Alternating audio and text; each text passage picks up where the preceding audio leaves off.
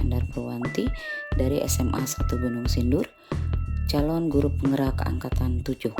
Pada kesempatan ini saya akan menjelaskan mengenai aksi nyata modul 1.4 budaya positif. Dengan pengajar praktek saya adalah Pak Awaludin dan fasilitator saya adalah Bu Neneng Yuni Nurhayati. Aksi nyata modul 1.4 dilatar belakangi dengan setiap warga sekolah mampu memahami dan menerapkan pendidikan menurut Ki Hajar Dewantara dengan melaksanakan budaya positif di lingkungan sekolah yang berpihak pada murid untuk menciptakan pembelajaran yang aman, nyaman, dan menyenangkan. Adapun tujuan aksi nyata modul 1.4 menerapkan peran sebagai guru untuk membangun budaya positif dengan menerapkan konsep disiplin positif dalam berinteraksi dengan murid. Lini masa tindakan yang dilakukan pada aksi nyata modul 1.4. Pertama, meminta izin kepada kepala sekolah untuk melakukan diseminasi budaya positif di sekolah.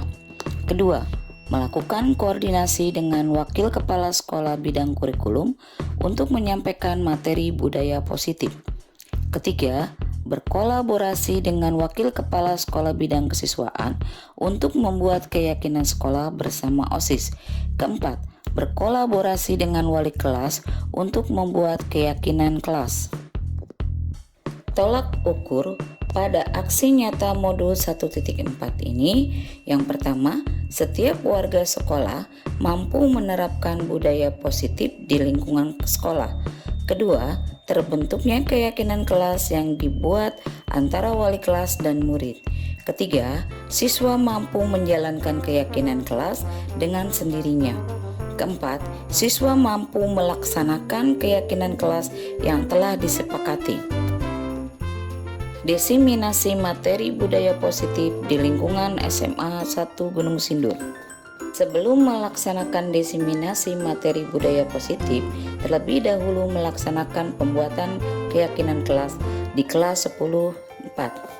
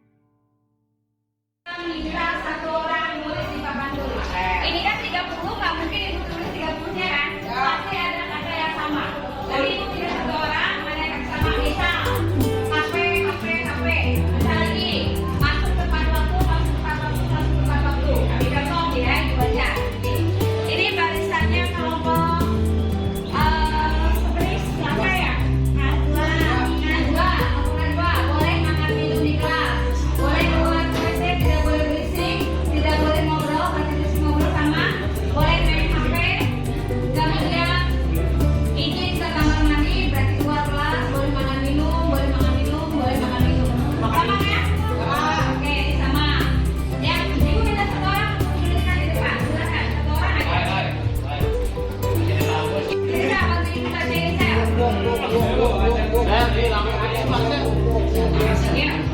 Saya cari kata yang sama di sini, misalnya makanan jauhin, kasih ke ibu. Tulisnya kesepakatan pelajaran. Kesepakatan pembelajaran.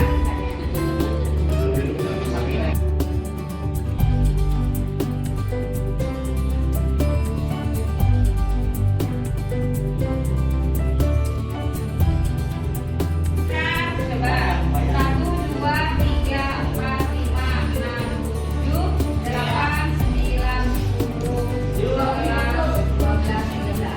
Ada 13 orang kata yang sama mengenai makan dan minum. Berarti hari ini kita sepakat di kelas ini boleh minum di kelas.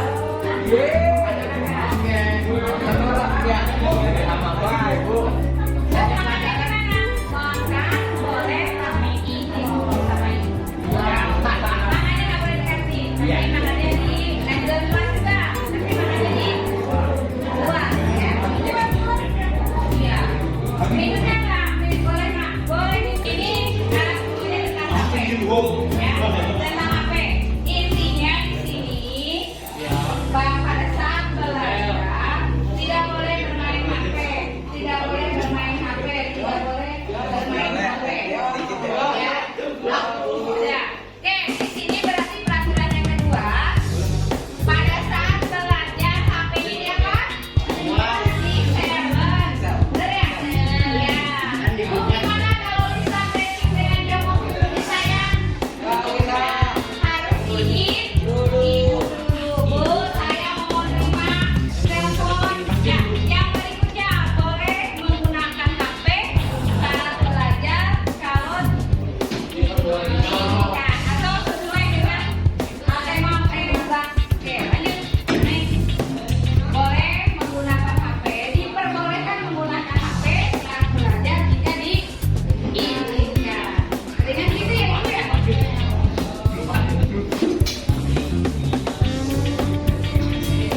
Boleh menggunakan HP jika ya saat belajar dengan izin ya dengan izin gurunya. Belajar saat belajar ya dengan izin guru. Oke, yang berikutnya berarti yang keempat. Berikutnya adalah pembuatan keyakinan sekolah bersama OSIS dan Wakil Kepala Sekolah Bidang Kesiswaan. Berikut ini adalah video mengenai keyakinan sekolah yang dilakukan oleh OSIS SMA 1 Gunung Sindur setelah berdiskusi mengenai budaya positif.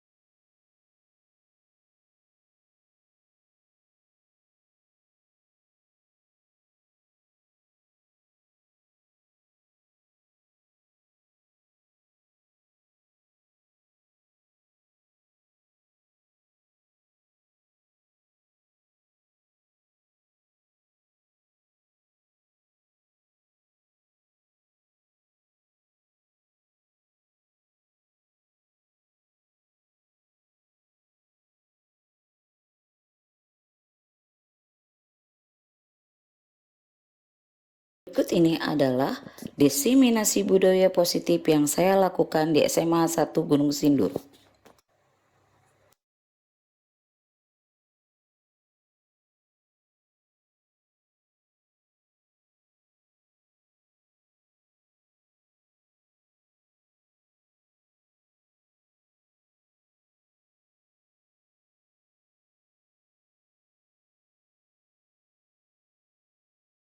Assalamualaikum warahmatullahi wabarakatuh. Selamat sore semuanya, Bapak Ibu sekalian. Terima kasih atas kehadirannya pada kesempatan kali ini. Kita akan sama-sama mendengarkan diseminasi tentang budaya positif ya dalam rangka program calon guru penggerak angkatan ke-7. Untuk materinya sendiri insya Allah akan disampaikan oleh Ibu Andar Tuan. Kepadanya saya silakan. Terima kasih Pak Ban. Assalamualaikum warahmatullahi wabarakatuh. Saya ucapkan terima kasih kepada Bapak Ibu yang sudah hadir pada acara diseminasi budaya positif di SMA 1 Gunung Sindur. Pada kesempatan ini saya akan sedikit menjelaskan mengenai budaya positif yang akan kita kembangkan di sekolah, di lingkungan sekolah kita, terutama di SMA 1 Gunung Sindur.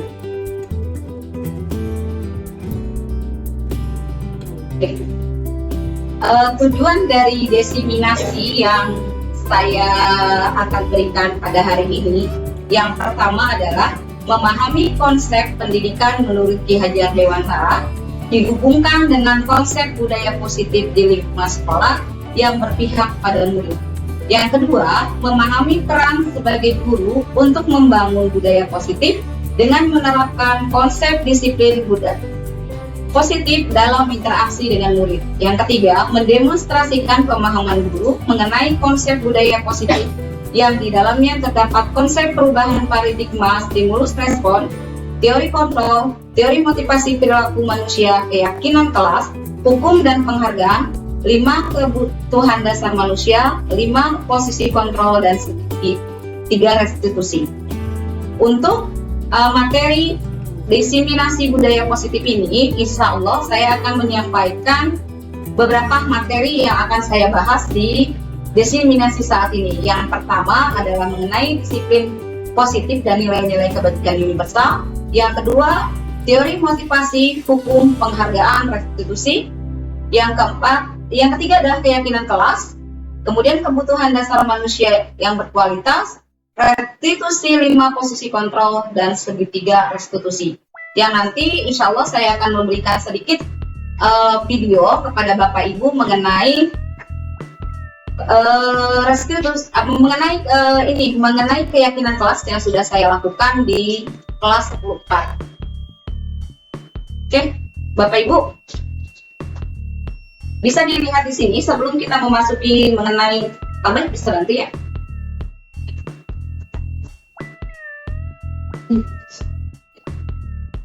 Oke, Bapak Ibu, di sini bisa dilihat ya, bicara tentang perubahan ya, kaitannya dengan budaya positif ini. Budaya positif ini akan nanti membentuk disiplin positif. Kadang kita selalu identik kalau disiplin itu adalah suatu pelanggaran. Benar nggak Bapak Ibu? Ya, menurut Bapak Ibu kan disiplin itu apa? Ketaatan, kepatuhan. Lebih cenderung kita tahu disiplin itu kaitannya dengan hukuman. Bagi anak yang terlambat datang ke sekolah, kita selalu berbicara melanggar disiplin. Betul ya Bapak Ibu ya?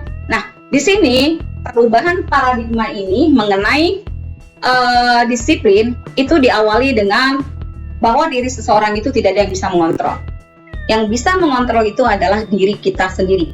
Coba Bapak Ibu berpasangan dengan Bapak Ibu. Di sini ada ada beberapa kasus antara A dan si B. Nah, coba Bapak Ibu kepal tangan Bapak Ibu, masukkan benda yang paling berharga. Silahkan Bapak Ibu.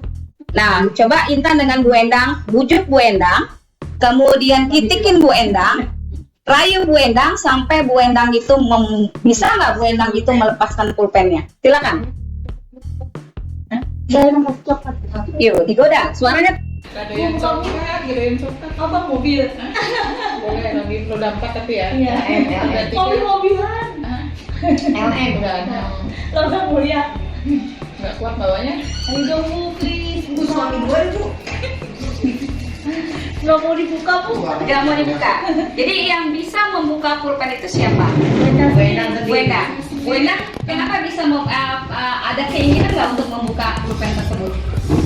Iya, ada keinginannya karena bisa menggerakkan otot-ototnya. Dan saya mau menggunakan barang ini untuk menulis. Iya. Dan mau capek aja lo yang megangin gitu. Oke. Ya, jadi sekali lagi Bapak Ibu, nggak ada yang bisa mengontrol diri anak, ya. Anak murid kita yang bisa mengontrol mereka adalah dirinya mereka sendiri. Dan kalaupun anak melakukan pelanggaran itu karena punya tujuan Bapak Ibu. Nah di sini bisa dilanjut Bapak. Ya.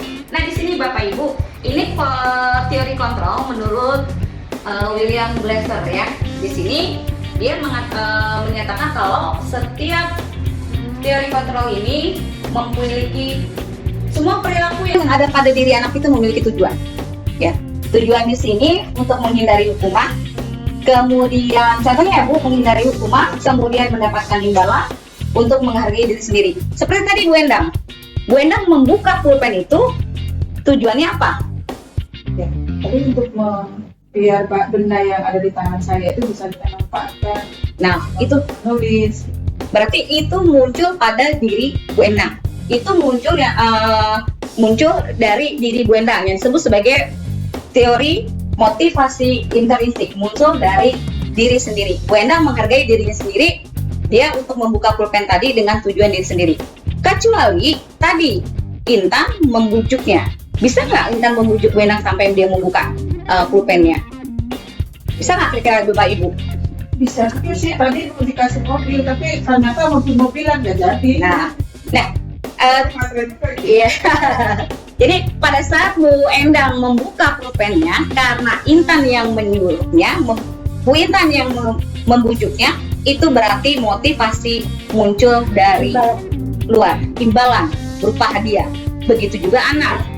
Anak pada saat dihukum, ya, dia patuh karena dia punya tujuan dari luar. Takut dihukum, takut sama kita sebagai gurunya, ya, takut ketinggalan pelajaran dan sebagainya. Itu muncul karena dari dari luar ya. Diharapkan dengan adanya budaya positif ini muncul perilaku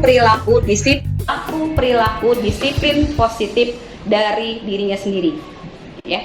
Kenapa diharapkan seperti itu? Karena disiplin positif itu lebih cenderung untuk dirinya sendiri. Ya, budaya positif ini pembiasaan Bapak Ibu, pembiasaan yang menyangkut menyangkut siswa kita dengan kesadaran sendiri Bapak Ibu. Nah ini untuk dari William Glasser ya, di sini menyatakan. Oke, maaf. Nah dari perilaku yang memiliki tujuan ini nanti muncullah yang namanya 5 posisi kontrol Bapak Ibu. Ada penghukum, ada pembuat rasa bersalah, ada teman, ada pemantau, ada manajer, ada. Nah, 5 posisi kontrol ini yang ada pada dari kita, Bapak Ibu, kita nanti tahu di mana posisi kita pada saat menangani anak tersebut. Ya, kalau misalnya kita anak misalnya terlambat, kita suruh lari, itu berarti di posisi penghukum. Ya, kalau misalnya anak datang terlambat, kita bilang seperti ini, waduh Neng, kenapa terlambat? Nanti ibu disalahin lagi dengan guru piket, nanti ibu disalahin lagi sama kepala sekolah. Nah itu adalah posisi di mana kita membuat rasa bersalah. Ya.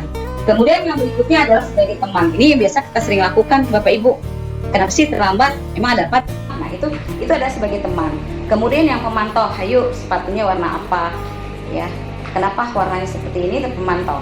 Nah, posisi yang bagus itu adalah di posisi manajer yang mungkin nanti di sini posisi manajer itu dalam pemecahan kasus ini melalui segitiga restitusi. Ya, di sini ada 3 hal pada segitiga itu. Yang pertama adalah menstabilkan identitas. Ya, kita tanya dulu anak-anak itu seperti apa. Ya, kenapa terlambat? Apa? Ya, kenapa kamu bisa terlambat? Kalau anak kesiangan kan kalau kita biasanya kalau mau hukum lari 7 putaran. Tapi kalau untuk posisi manajer dengan menggunakan segitiga restitusi ini, kita tanya permasalahannya seperti apa. Kemudian kalau kita sudah tahu permasalahan seperti ini, kita lakukan tahap kedua adalah validasi kebutuhan. Ya. Jadi kita, ya ibu juga pernah sama seperti posisi kamu. Ya, ibu juga pernah ngerasain kesiangan karena nganterin adik dulu. Nah itu validasi kebutuhan. Kemudian yang terakhir adalah meyakinkan kembali, ya, keyakinan kembali mengenai kenapa bisa melakukan seperti itu. Bapak Ibu, kalau sudah muncul, jadi sekali lagi, anak melanggar disiplin itu karena adanya sebuah kebutuhan, tujuan. Ya kayak tadi saya bilang, rambut anak yang gondrong, kalau kita tanya, pasti punya tujuannya. Kalau ini kita kadang-kadang harus sebagai posisi penghukum langsung potong kan. Tapi kalau kita dengan menggunakan segitiga restitusi, anak berambut gondrong itu pasti punya tujuan. Apa tujuannya Bapak Ibu? Kita bisa tanya. Mungkin lagi tren rambut gondrong, ya. Mungkin lagi tren rambut yang memang seperti jalan kutu. Itu kan. Nah, lagi tren anak yang rambutnya gondrong, kemudian tadi yang ada garisnya, itu merupakan kebutuhan berupa kesenangan, ya. Selain kesenangan, di sini ada kepuasan. Kemudian juga ada tahapan bertahan hidup Bapak Ibu. Kemudian juga ada kesenangan, kebebasan, ya. Nih Bapak Ibu, ini mengenai 5 kebutuhan dasar. Nanti Pak.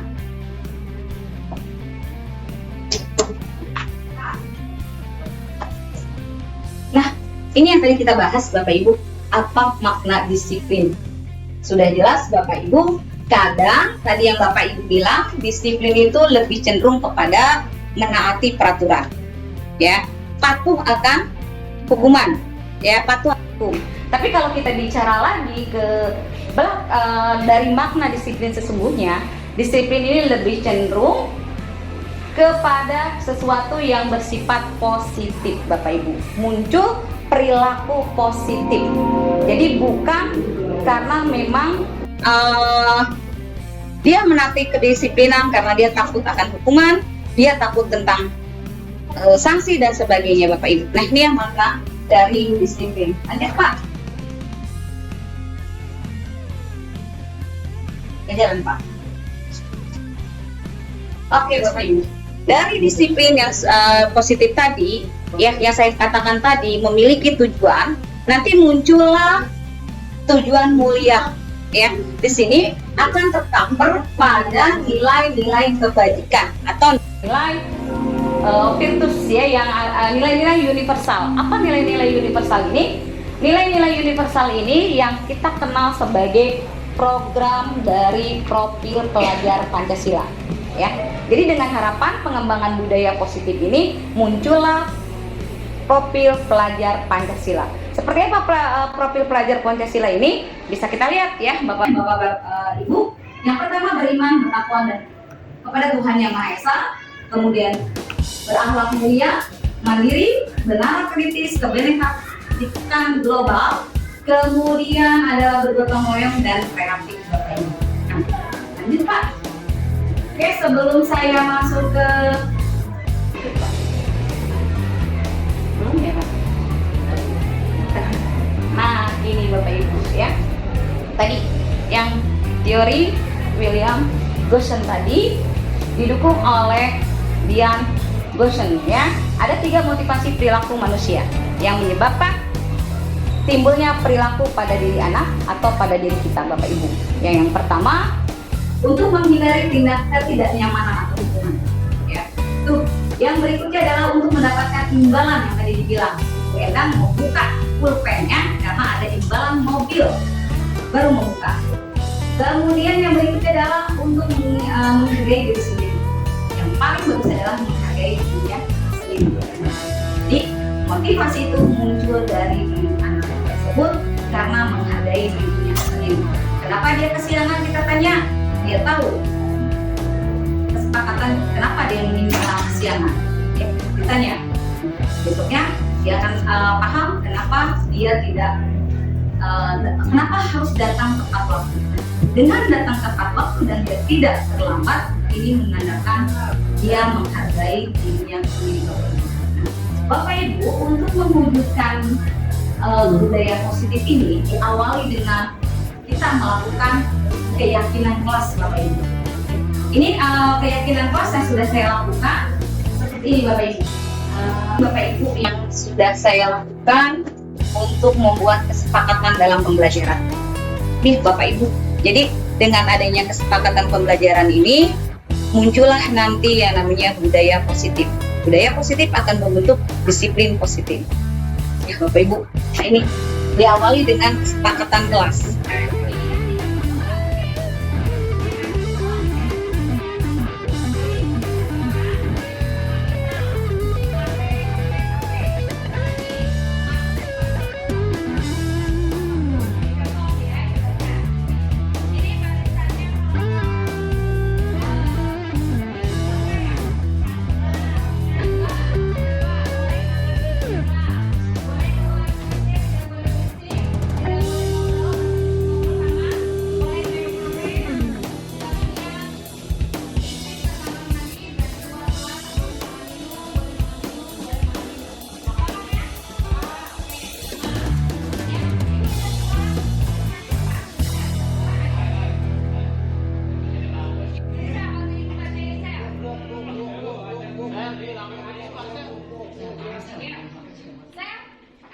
Cari kata yang sama di sini, misalnya makanan gaungin, kasih ke ibu.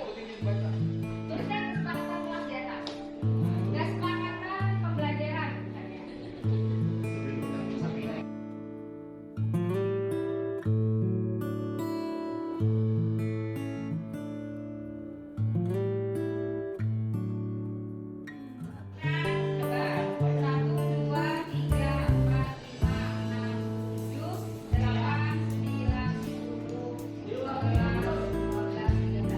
Ada 13 orang kata yang sama mengenai makan dan minum. Berarti hari ini kita sepakat di kelas ini boleh minum di kelas.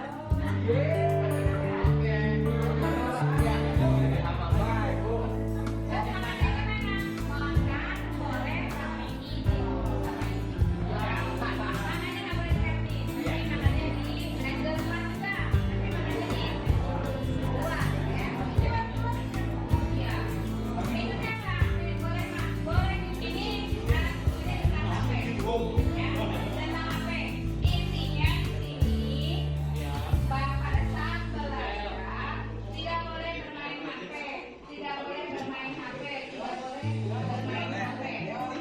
Ya. Sudah. Oke, di sini berarti peraturan yang kedua. Pada saat belajar HP-nya di apa? Di silent. Benar ya? Ya. Gimana kalau disampai dengan jawab misalnya harus izin ibu saya mau terima telepon. Ya, yang berikutnya boleh menggunakan HP saat belajar kalau diinginkan atau sesuai dengan tema tembak. Oke, lanjut. Nih. Boleh menggunakan HP, diperbolehkan menggunakan HP saat belajar jika diizinkan. Dengan gitu ya, Ibu ya?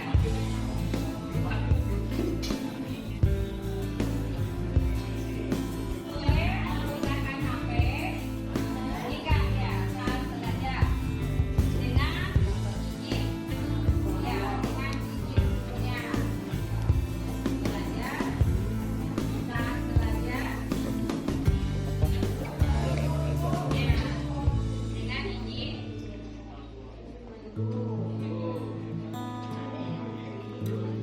Oke, yang berikutnya berarti yang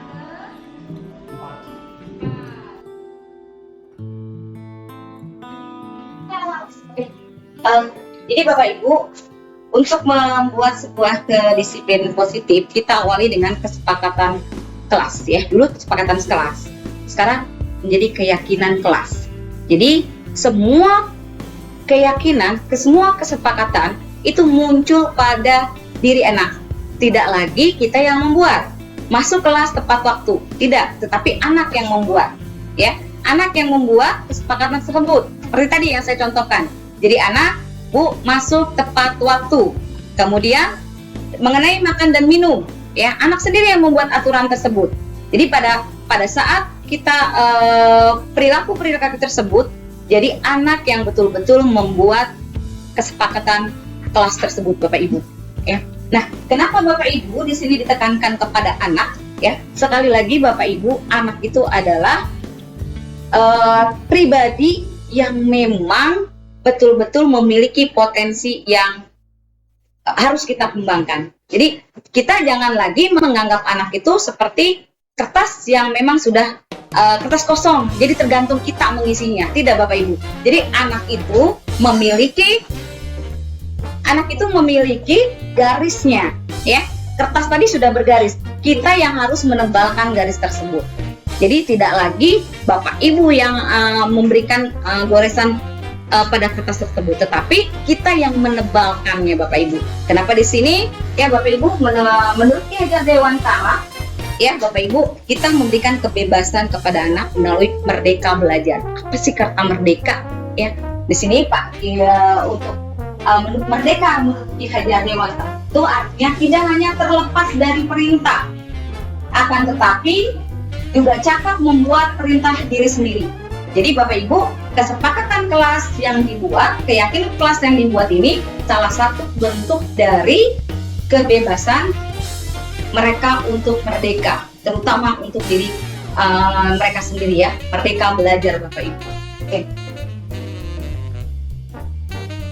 Oke, nah kaitannya dengan kesepakatan kelas tadi yang kita bentuk, pasti pada saat perjalanannya kita mengalami satu kendala ya Bapak Ibu ya. Contohnya misalnya gini, anak yang datang terlambat mesti diapain?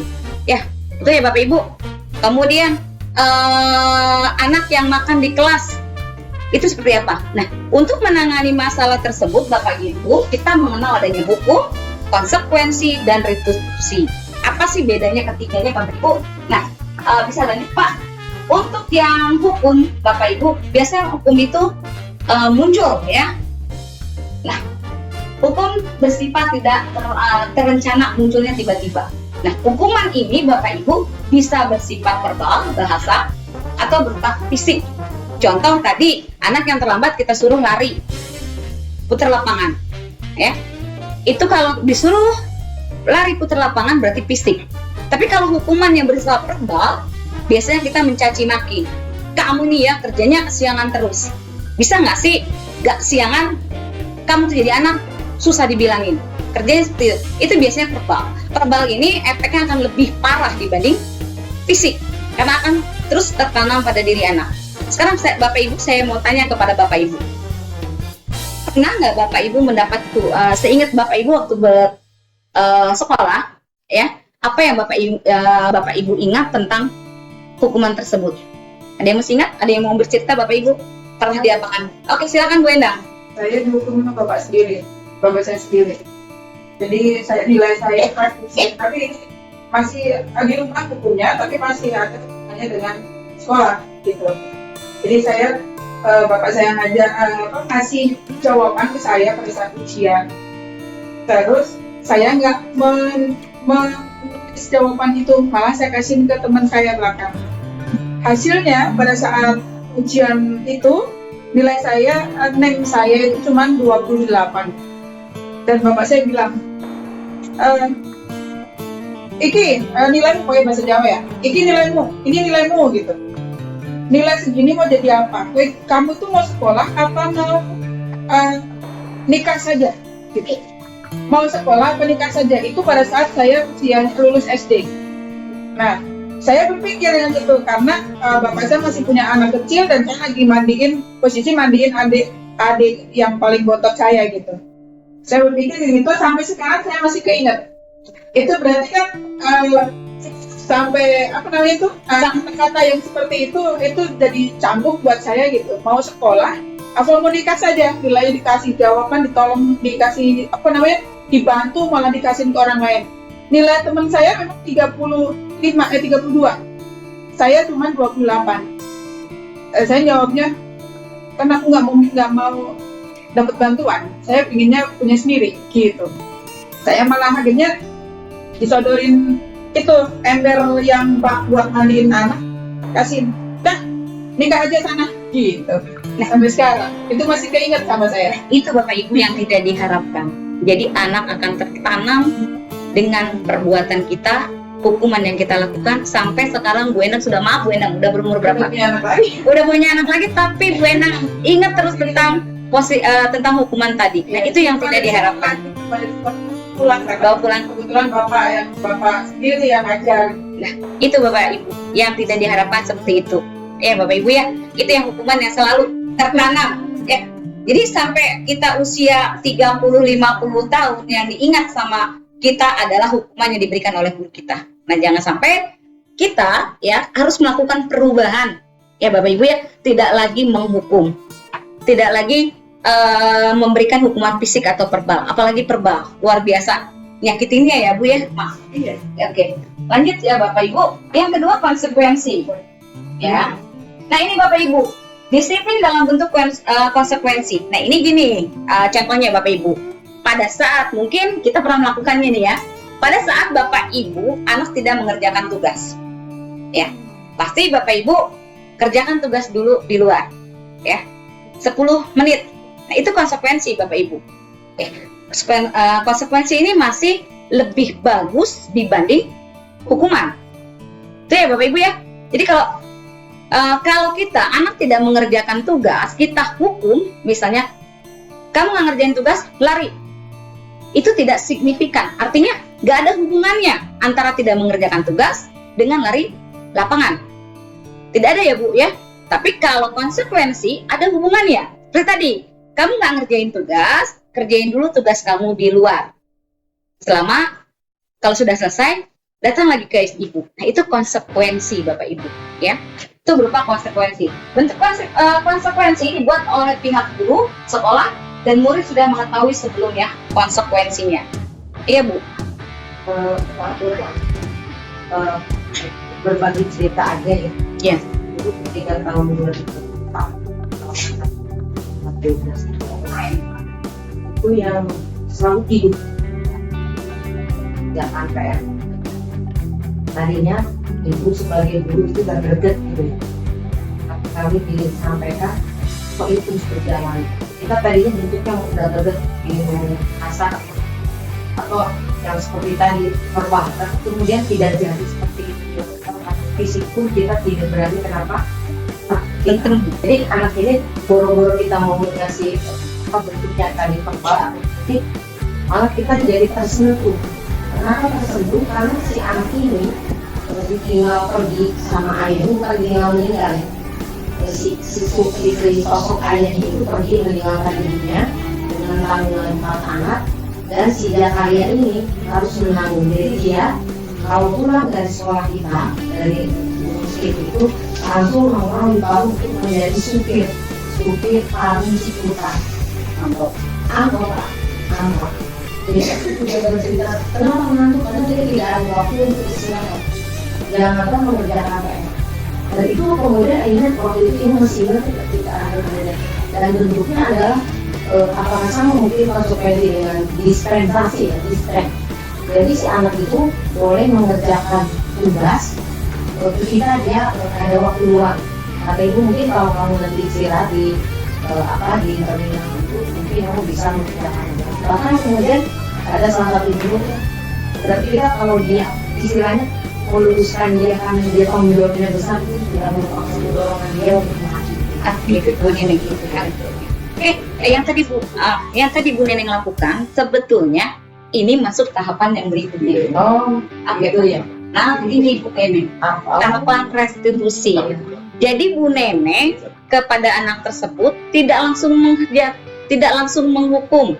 Kamu nggak ngerjain tugas, tolong kerjain. Tapi Bu Neneng menstabilkan masalahnya dulu. Bu Neneng cari informasi tentang anak tersebut. Kenapa sampai dia bisa tertidur di sekolah? Ternyata setelah Bu Neneng lakukan tadi, Bu Neneng tahu latar belakang keluarganya. Nah, itu tahaplah ke tahapan kedua tadi, ya. Validasi. Bu Neneng memvalidasi. Oh, ternyata pasti Bu Neneng bilang, jangan menyerah dengan posisi seperti itu. Banyak orang yang lebih tidak beruntung terhadap kamu. Nah, itu validasi, Mbak Bu. Kemudian Bu Neneng meyakinkannya, sehingga anak tersebut bisa selesai sekolah. Nah, sebetulnya yang dilakukan Bu Neneng, walaupun Bu Neneng berapa tahun yang lalu, yang dilakukan Bu Neneng adalah restitusi. Ya, apa restitusi di sini Bapak Ibu? Proses menciptakan kondisi bagi murid untuk memperbaiki kesalahannya. Ya, kemudian di sini sehingga mereka tidak bisa kembali ke kelompok mereka dengan karakter yang lebih kuat. Tadi yang dibilang contohkan Bu Neneng tadi, walaupun dia tidur di kelas ya dengan perlakuan yang tadi Bu Neneng lakukan dengan restitusi, nah itu membuat perubahan perilaku pada anak tersebut. Nah itu yang diharapkan seperti itu Bu. Jadi yang diharapkan anak mengenal kita, mengingat kita karena perilaku tadi positif tadi Bu, bukan yang negatif ya, bukan gue dulu sebel banget sama Bu Andar karena Bu Andar gue dihukum. Tidak seperti itu, tidak seperti itu, tetapi lebih kepada tadi Bu Neneng. Sampai sekarang anaknya ingat terus sama Bu Neneng. Nah, itu hal yang tersebut situ. Jadi dengan perlakuan yang tadi Bu Neneng lakukan, itu sudah melakukan budaya positif. Ya, Bu ya di sini ya. Jadi tadi Bu Neneng menanyakan dulu tujuannya dia tidur itu sebetulnya apa gitu. Oh ternyata di balik itu dia berusaha untuk memenuhi kebutuhan keluarganya. Dan kalau ibu merasa bangetnya gini, masih bisa duduk aja di kelas itu udah bersyukur. Iya, itu Yang penting dia tuh ada, walaupun mungkin tidak maksimal seperti siswa lain, tapi dia kalau saya nanti ijazahnya SMA, saya mungkin tidak jadi supir karena dia. iya betul.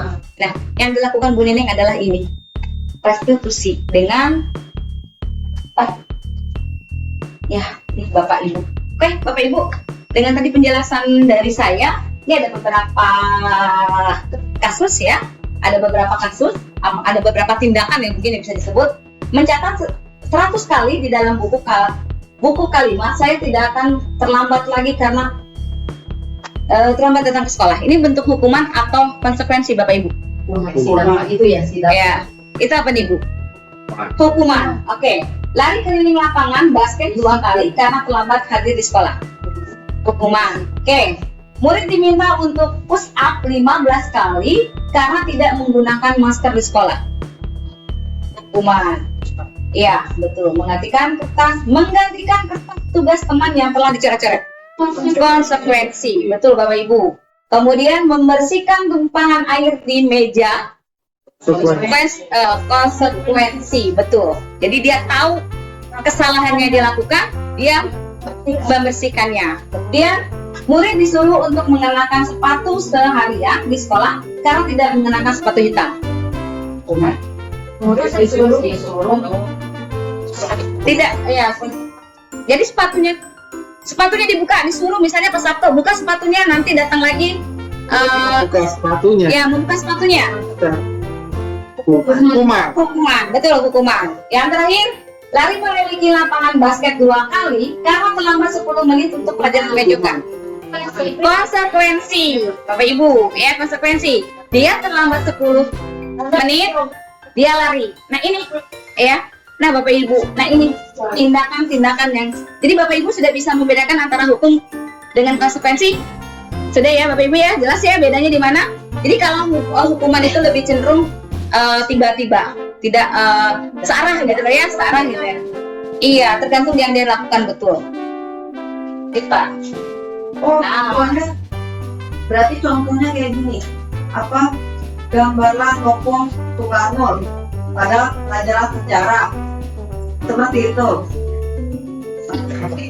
Maksudnya apa? Maksudnya? Lanjut pada intermezzo. Tapi itu bagian dari hukuman atau bagian dari konsekuensi? Karena kan masih ada korelasi dengan pelajaran, misalnya sejarah. Karena dia kelalaian, misalnya bermain handphone gitu ya. Ya udah, kamu menggambar Soekarno, karena kan masih ada kaitannya dengan pelajaran sejarah. Konsekuensi gitu. Konsekuensi. Kalau misalnya anak main dia tidak mengikuti pelajaran sejarah, Bu Rizka, ini karena kamu tidak hadir di tidak mengikuti kelas saya, kamu gambar nih tokoh pahlawan, itu konsekuensi Bapak Ibu. Nah di sini bisa saya tanyakan Bapak Ibu identitas beberapa perbedaan antara hukuman, konsekuensi dan restitusinya. Coba di sini bisa dilihat, hukuman sesuatu yang menyakitkan, ya. Kalau konsekuensi sesuatu yang harus terjadi. Restitusi merupakan pilihan. Jadi kayak tadi Bu Neneng kasih kepada anak tadi. Kalau dia tadi yang Ibu Neneng bilang, kalau saya nggak dapat ijazah SMA, saya tetap akan jadi sopir. Pilihan. Kemudian berikutnya, dia tahu ya, dia menyadarinya. Kemudian hukuman tidak nyaman untuk murid. Tadi terkena sepanjang waktu. Tadi yang Bu Endang bilang, sampai umur Bu Endang 40 tadi tahun, ya 57, dia masih ingat tentang hukuman yang diberikan oleh gurunya dan orang tuanya. Kalau konsekuensi tidak nyaman untuk murid untuk jangka waktu yang pendek. Kemudian korban mendapatkan keadilan. Kalau korban bisa diabaikan, korban mendapat ganti, Bapak Ibu. Kemudian perilaku pasif agresif, penguatan hanya bertahan dalam jangka waktu yang pendek. Nah, Bapak Ibu, diharapkan kalau dengan menggunakan pemecahan masalah dengan segitiga restitusi, diharapkan murid belajar bertanggung jawab untuk perilakunya. Di sini, jadi jangka waktunya lebih panjang. Nah, Bapak Ibu, bisa lihat sini identitas gagalnya kalau hukuman itu cenderung ke negatif. Kemudian kalau konsekuensi itu lebih cenderung ke netral, ya. Kemudian kalau yang restitusi ini lebih cenderung pada disiplin positif, Bapak Ibu. Oke, Pak, lanjut. Nah, ini yang tadi yang mengenai keyakinan kelas ya Bapak Ibu ya, mengenai keyakinan kelas yang tadi. Mengapa tidak peraturan saja, tetapi mengapa harus keyakinan kelas? Ini alasannya. Ya Bapak Ibu, kenapa kita buat keyakinan kelas, tidak lagi peraturan?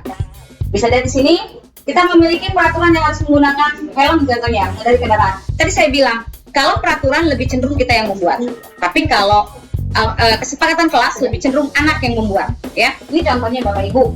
Untuk motivasi intrinsik itu harus dari ini kesepakatan kelas ya, bukan peraturan. Jadi kalau peraturan lebih cenderung ke motivasi ekstrinsik tadi, takutlah dihukum.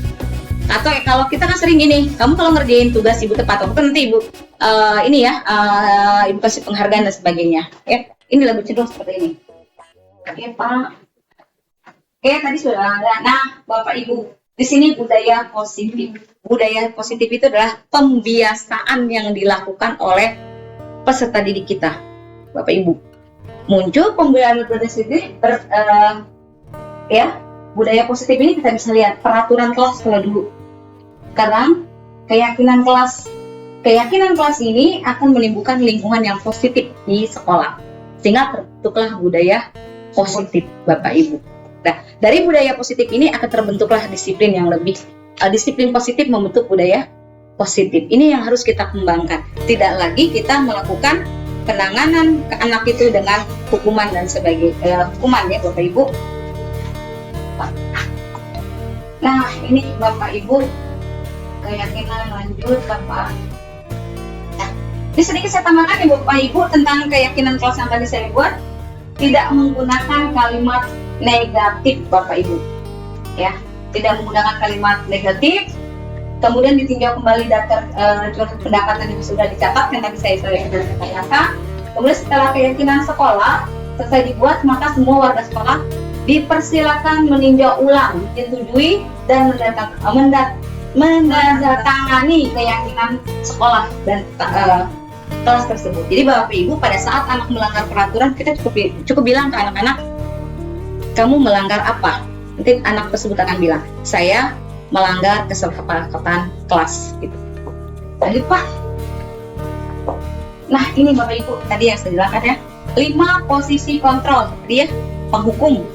Sudah jelas tadi ya kalimatnya, patuhi aturan saya, awas kamu, itu hukum. Kemudian kamu selalu ada salah. Biasanya nadanya kalau penghukum itu adalah tinggi ya.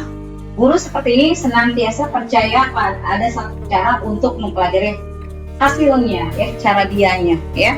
Di sini. Kemudian yang kedua adalah posisi pembuat bersalah tadi ya. Ibu sangat kecewa sekali dengan kamu, biasanya nadanya lebih rendah ya. Kemudian beberapa kali Bapak harus memberitahu kamu ya. Kemudian lagi gimana coba kalau seandainya orang tua kamu, jadi kita sering banget Ibu ngakuin pada anak saat anak melanggar, kita selalu bilang, coba kamu pikirkan di mana orang tua kamu sudah kasih biaya kamu, bla bla bla bla ya, kita ya selalu ya. Coba kamu pikirkan, bapak kamu kerja penghasilannya segini, kamunya kelakuannya seperti ini. ya. Coba kamu, nah itu yang disebut sebagai perasa, ya, pembuat merasa bersalah. Disinilah akan muncul identitas gagal, sehingga anak terbentuk dengan ketidakpercayaan diri. Jadi lebih cenderung minder, ya, karena sering dia ngerasa mau melangkah, oh iya saya salah, saya gini, nah itu Bapak Ibu. Kemudian yang berikutnya adalah, lanjut Pak, posisi teman Bapak Ibu. Nah ini biasanya kalimatnya lebih cenderung kita kayak teman, ayolah bantu ibu, ya, jangan seperti ini. Besok lebih cenderung kita seperti anak gaul ya, Bapak Ibu. Nah di sini, ayo ingat, Ajakan. ayah ajakan, ya sudahlah, ya sudahlah, kali ini nggak apa-apa ibu maafin. Anak suka merajut ya, ya Bu ya. Anak suka merajut. Ya udah nggak apa-apa, nah jangan ulang lagi, ya ibu. Kita kan teman atau gitu, lebih cenderung memposisikan anak itu sebagai teman kita, ya Bapak Ibu. Ini masih bisa kita gunakan Bapak Ibu, posisi ini, ya. Cuma Bapak Ibu nanti hasil dari posisi teman adalah nih, tidak membantu maka murid akan kecewa. Pada saat kita tidak membantu dia akan merasa kecewa, ya Bapak Ibu ya. Muridnya, hasilnya nih Bapak Ibu bisa dilihat hasilnya. Murid akan merasa senang dan akrab dengan guru. Dia senang banget nih, akrab dengan Bu Intan, akrab dengan Bu Rizka dan sebagainya. Tapi kalau pada saat kita tidak sebagai teman membantu dia akan merasa kecewanya luar biasa. Lanjut Pak. Ya, ini yang berikutnya ada pemantau. Nah, Bapak Ibu, ini contohnya seperti ini. Adi, tahu nggak jam berapa kamu datang? Ya, atau misalnya Marfuah, kamu tahu nggak sepatu kamu hari ini apa? Ya, warna apa? Atau Zainab, itu baju kamu, ya? Kenapa nggak dimasukin? Nah itu pemantau. Ini sering kita lakukan. Ya. Jadi lebih banyak itu di posisi teman, di posisi pemantau. Ya. Jadi kalaupun, nah sebetulnya Bapak Ibu, yang paling bagus itu adalah di posisi manajer Bapak Ibu. Nah di posisi manajer ini yang tadi Bu Neneng lakukan dengan menggunakan pendekatan segitiga restitusi. Ini tadi Bu Neneng lakukan. Bu Neneng ya tadi tanya, kenapa kamu tidur di kelas? Apa sebabnya kamu tidur di kelas? Ya, bagaimana kalau seandainya kamu apa akibatnya kalau kamu terus-terusan seperti ini? Kan akhirnya bilang, saya kalau terus-terusan begini, saya akan terus-terusan menjadi sopir.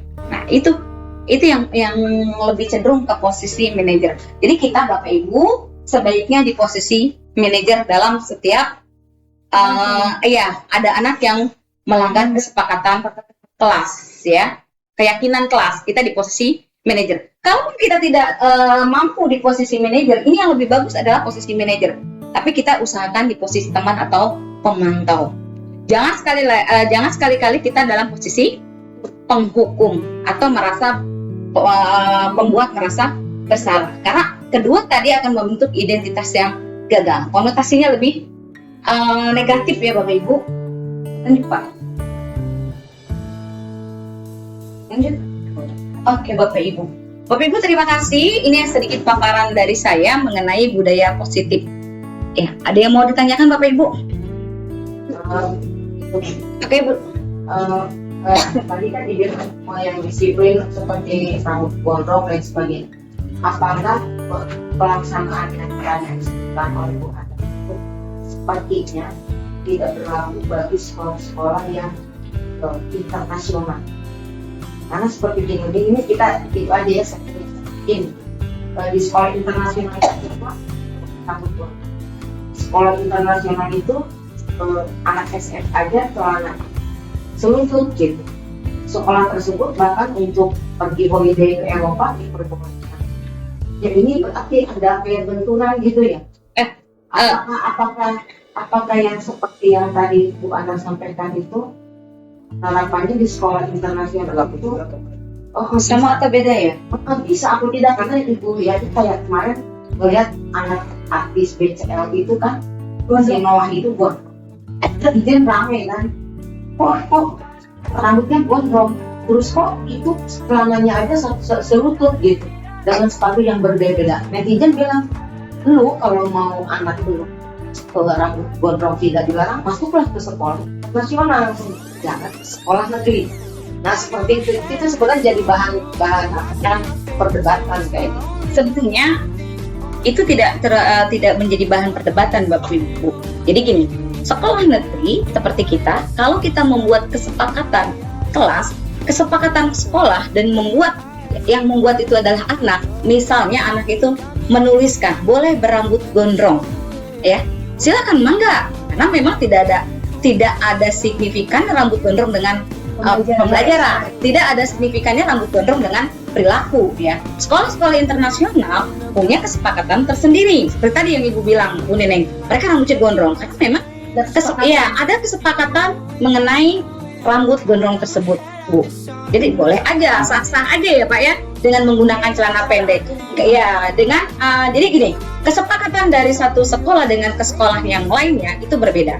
Nah, kesepakatan atau keyakinan kelas ini dibentuk untuk membentuk budaya positif, ya, untuk membentuk disiplin positif. Jadi yang sama gitu ya, mereka rambut gondrong tadi di sekolahnya juga punya keyakinan kelas, nggak jadi masalah rambut dia gondrong. Coba kalau kita pikir ya Bapak Ibu, apa hubungan sepatu hitam dengan nilai? Logikanya nggak ada kan? Cuman kita punya kesepakatan di sekolah ini. Kenapa sepatu itu harus warna hitam? Biar nggak ada kesenjangan sosial. Kenapa rambut di sekolah negeri itu pendek? Biar terasa lebih rapi, lebih seragam dan sebagainya. Beda halnya dengan kesepakatan yang dilakukan oleh sekolah-sekolah internasional. Mereka punya kesepakatan, nggak apa-apa rambut itu gondrong, ya, nggak jadi masalah gitu ya, karena itu kesepakatan di sekolah mereka, dengan harapan tetap Bu, mereka menekankan kepada budaya perilaku perilaku yang lebih baik gitu, Yang relevan itu. iya, yang relevan tersebut. Begitu Bu Neneng sedikit menjelaskan saya. Jadi sebetulnya kalau kita bilang gondrong, mungkin kita terlalu identik orang rambut gondrong itu dengan perilaku yang negatif ya, tapi kan nggak semuanya gitu ya. Nggak semuanya, buktinya tadi yang sekolah internasional rambutnya gondrong, tapi kelakuan mereka kan lebih bagus daripada kita yang memang berambut pendek ya. Boleh aja negeri berambut gondrong asal ada keyakinan sekolah yang membuat kesepakatan tersebut mengenai rambut gondrong Bapak Ibu. Nggak ada lagi Bapak Ibu? Ya.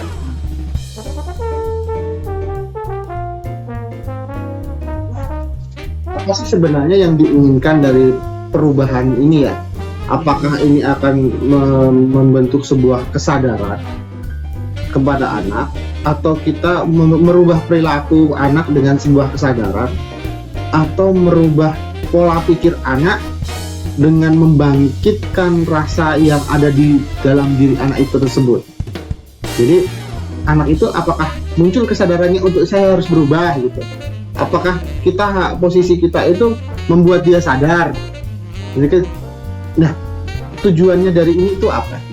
Tujuan dari budaya positif ini adalah membentuk karakter perilaku siswa murid kita, ya, memiliki profil pelajar Pancasila melalui perubahan perilaku tadi. Sebetulnya perilaku yang secara biologis ya, perilaku pemarah, perilaku pemalu itu nggak bisa digantikan, itu sudah ada. Tetapi Bapak, perilaku pemarah, perilaku pemalu tadi kalau kita bisa kendalikan, artinya kita bisa kurangin, itu akan membuat lebih baik. Jadi kalau anak pemarah, kalau kita kontrol ya Bapak Ibu, sifat marahnya tidak akan melonjak tinggi.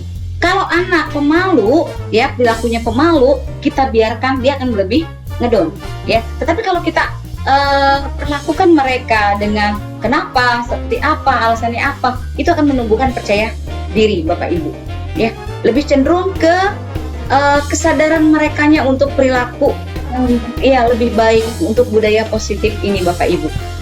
Oke. Mungkin hanya itu Pak Sabto yang bisa saya jelaskan. Jadi bukan takut, tapi dia sadar. Dia sadar. Ya betul, sadar dan merasa tanggung jawab diri. Sadar diri, oke?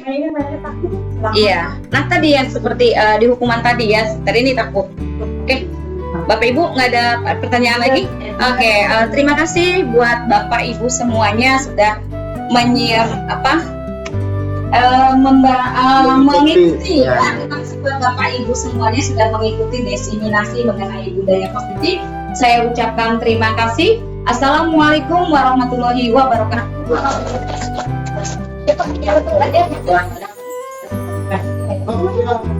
Oke, baik, terima kasih Bapak Ibu sekalian. Partisipasinya luar biasa sekali tadi materi yang disampaikan oleh Bu Andar kaitannya dengan budaya positif. Ya, tentu kita sama-sama bisa tadi simpulkan bahwa tujuan daripada budaya positifnya adalah membentuk siswa yang punya kesadaran dan juga tanggung jawab. Oke, terima kasih sekali lagi Ustaz sampaikan. Mari kita sama-sama tutup diseminasi kali ini dengan membaca hamdalah. Alhamdulillah. Billahi taufiq wal hidayah. Wassalamualaikum warahmatullahi wabarakatuh. Setelah membuat keyakinan kelas pada kelas 10.4, saya melakukan refleksi mengenai keyakinan kelas yang dilakukan oleh siswa.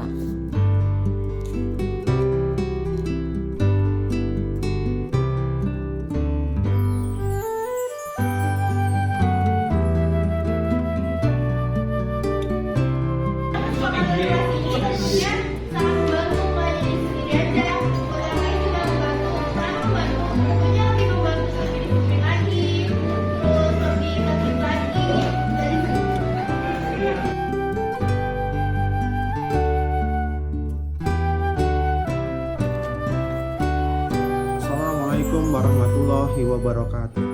Salam sejahtera. Perkenalkan, nama saya Sabto Haryanto, mengajar Bahasa Indonesia kelas 11 di SMA Negeri 1 Gunung Sindur.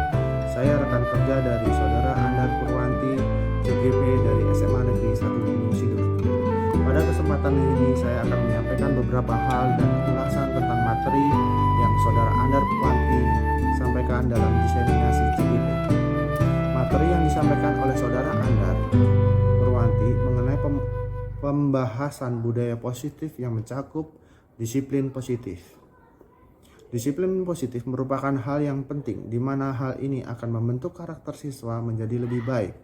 Dalam diseminasi memberikan pengaruh kepada guru-guru tentang peran penting dan budaya disiplin positif. Disiplin positif ini apabila dilakukan dan digalakkan dalam budaya pendidikan di sekolah akan menciptakan nilai-nilai kebajikan universal. Siswa dengan kesadaran penuh akan melakukan segala hal positif. Dengan itu, maka tidak perlu lagi paksaan atau hukuman bagi siswa. Budaya pendidikan yang berkesinambungan akan tercipta dengan baik. Teori motivasi, hukuman, dan penghargaan. Hal ini disampaikan memberikan wawasan guru yang merubah pola pikir dan tindakan guru dalam mendidik siswa. Di mana teori motivasi ini, guru menjadi motivator sekaligus manajer. Posisi guru bukan lagi menggurui, di mana guru menjadi manusia maha benar dan tahu. Guru menjadi motivator, manajer atas sikap-sikap dan perilaku yang dilakukan siswa. Hukuman dan penghargaan yang dulu menjadi budaya yang erat dalam dunia pendidikan berubah menjadi motivator yang akan mengarahkan, membimbing siswa tanpa hukuman. Akan tetapi menuntun siswa menemukan kesadaran untuk dirinya sendiri, sehingga akan menemukan penghargaan bagi dirinya. Hukuman menjadi hal yang dikesampingkan, tetapi siswa itu harus bisa menciptakan kesadaran untuk menghargai diri. Restitusi dan kesepakatan kelas adalah komponen yang penting. Siswa menjadi manusia yang berperan untuk dirinya sendiri. Guru sebagai manajer pendidikan menuntun siswa dalam membentuk kesadaran pada dirinya. Dari kesadaran yang terbentuk akan mewujudkan budaya positif dalam kehidupannya. Di samping segitiga restitusi ada keyakinan kelas. Hal mengenai keyakinan kelas muncul dari kesepakatan atas hal-hal yang harus dilakukan oleh warga kelas, kesadaran bersama dalam satu kelas, dan saling mengingatkan tentang hak dan kewajiban. Kesadaran bersama dalam satu kelas akan membentuk lingkungan kelas yang penuh dengan kesadaran tanpa paksaan. Warga kelas akan saling bahu-membahu menciptakan kondisi kelas yang lebih baik. Kebutuhan manusia dan dunia berkualitas tidak bisa lepas dari kehidupan dari lingkungan pendidikan. Pendidikan yang diperoleh siswa dari sekolah merupakan upaya untuk mereka bisa mencukupi kebutuhan yang baik secara jasmani dan rohani, sehingga pendidikan melahirkan manusia yang mempunyai kesadaran akan hidupnya. Tentu akan membawa mereka dalam dunia yang berkualitas. Dunia berkualitas dari siswa tidak akan terlahir dengan baik apabila peran guru sebagai manajer pendidik tidak bisa menempatkan pada posisi yang proporsional. Sekolah sebagai lingkungan pendidikan tidak membuat lingkungan yang baik untuk mendidik. Orang tua di rumah tidak mendukung budaya positif pada siswa. 5 posisi kontrol dan segitiga restitusi guru yang berperan sebagai manajer yang harus memahami 5 posisi kontrol dalam mendidik siswa. Jadi, siswa akan menemukan kesadaran dengan bantuan guru. Guru mampu menerapkan segitiga restitusi dan dari segitiga restitusi menjadi acuan dalam kesepakatan guru dan siswa dalam mendidik perilaku, tingkah laku, dan kebiasaan yang pada akhirnya membuat budaya positif di sekolah, serta akan membawa peran lebih luas ketika nanti siswa ada dalam masyarakat. Hal-hal tersebut telah diuraikan oleh saudara Andar Purwanti dalam diseminasi. Materi-materi tersebut memberikan wawasan baru untuk saya dan rekan-rekan guru. Paradigma guru sebagai penghukum berubah menjadi manajer yang berperan membangun kesadaran siswa. Pola pikir saya dan rekan-rekan menjadi terbuka. Yang sebelumnya berpola pikir otoriter, sekarang menjadi lebih luas dan mendalam bagaimana memperlakukan siswa untuk membentuk karakter yang lebih baik.